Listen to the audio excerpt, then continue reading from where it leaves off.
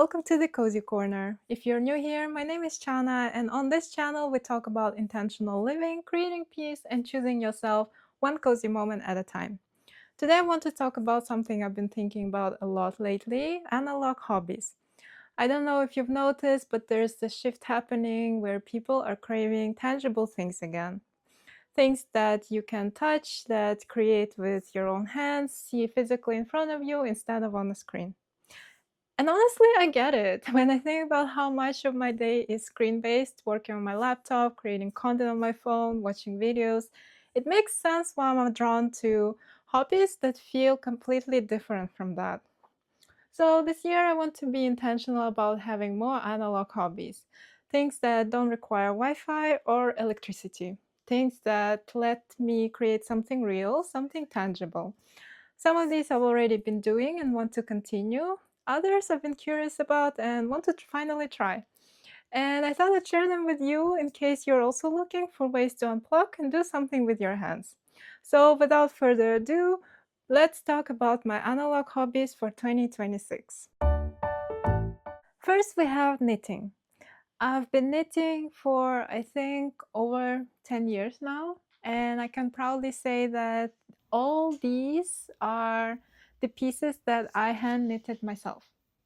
A couple years ago, I had this goal of replacing all bought sweaters in my wardrobe with hand knitted ones. And since then, my collection grew to over 10 pieces. So this year I decided to switch things up. I want to make some more complex projects this year, and like this Tooth Sweater by Yuka Tomioka, or Augustine's Number 14 by Anne-Sophie Welling, or Rosy Sweater by Lene Holm. I want to get out of my comfort zone with knitting simple pieces and make something that looks more fun.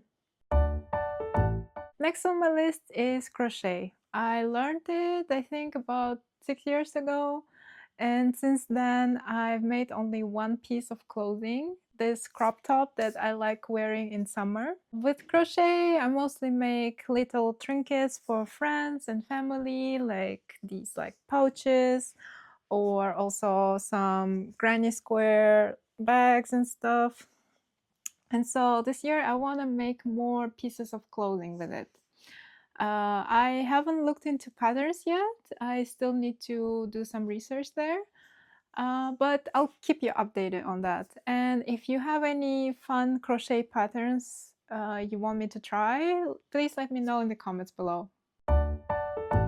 My bestie gifted me this coloring book and a set of pencils on Christmas, and I've been coloring it ever since. Last time I colored the book was so long ago that I totally forgot how fun and relaxing it could be.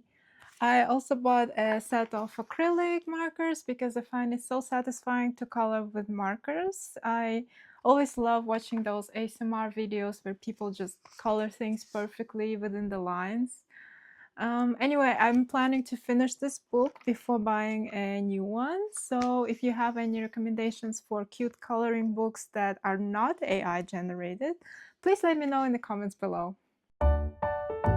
These are all the books that I own, and these are all the books that I read. Yeah, not a lot. So this year I want to actually finish reading all the books that I have and then donate the ones that I don't want to keep anymore. I tried air dry clay sculpting last year and it was quite fun.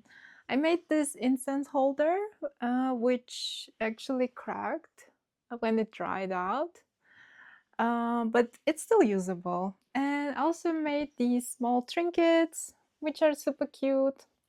And to be honest, I enjoyed the process of painting them more than sculpting, but I still want to give this hobby a try. I think I need to watch more tutorials this time before making something. If you know of any channels that explain how to work with air dry clay, please drop them in the comments below. Last year, I discovered ceramics painting, and I went to our local ceramics painting studio 3 times. And I painted this small collection of plates. It's like fruit themed plates, and it was so much fun, and it was so meditative that 2 hours just flew by. And this year I want to continue painting, but I think maybe a mug or a bowl, maybe also fruit themed, or maybe my cat's themed. We'll see. Yeah, but just thinking about it makes me so excited. Besides the coloring book, my bestie also gifted me a punch needle set. And this is something I've never tried before. This is a completely new hobby for me. And I am so excited to try it because depending on how I distribute the colors on this kitty, it can look either like Eri or Mio. Or I can also make two of them and hang them on the wall. I mean, how cute would that be? Like little portraits of my cats. So if you have any punch needle channels you can recommend, then please let me know in the comments below. Another completely new hobby I want to try is watercoloring.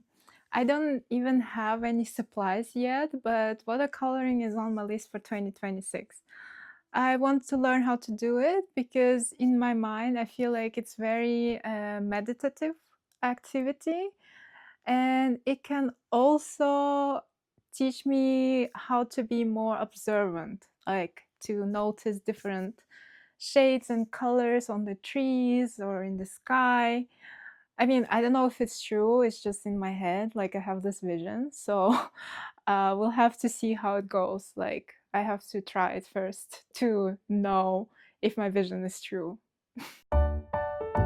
And last but not least, photography, specifically film photography. I have this camera that I managed to save from being discarded by my mom. It's actually the camera that my parents used to take pictures since I was like a child. Maybe I was probably 3 years old. It's literally this camera and it's still working. And I've been using it to take on vacations, and I was taking like different pictures. And yeah, I think there's something so meaningful about having only one try to take a picture and that you cannot even delete with just one click of a button. So I want to do more film photography this year to be more mindful about it. And those are my analog hobbies for 2026. I'm not abandoning digital life or saying screens are bad. Obviously, I create content. I'm literally making this video. But I think there's value in balancing screen time with things you can touch and create physically. And these hobbies give me that balance. They let me disconnect, slow down, and make something real. And I'm looking forward to exploring them this year. Will I do all of them consistently? Probably not. Will some of them end up not being for me? Maybe. And that's completely fine. The goal isn't perfection or mastery, it's just having things I can turn to when I need a break from screens, when I want to feel grounded, when I want to create something tangible.